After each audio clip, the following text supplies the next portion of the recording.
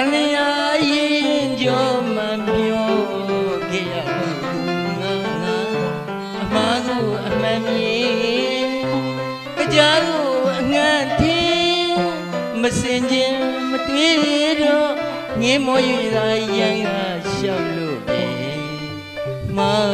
ခဲ့ဖို့ဘဝခီးလန်းစင်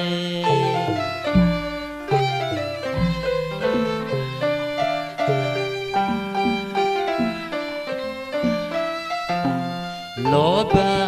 ဒေါသမောဟတနာအမောင်တူထဲမှာတန်ရာခိတလွားဝေမျက်စိမ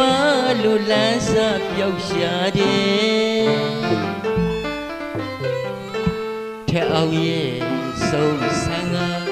ဘဝမျိုးစုံကျင်လဲနေတာခရီးမပေါက်တဲ့အပြင်ဒုက္ခရောက်ရရှာဒီခေတ်မှာတစ်ဖက်ကဆောင်းပို့ဖို့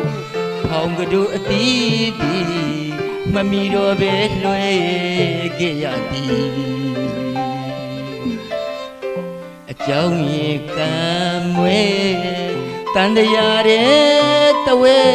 ဝဲလေ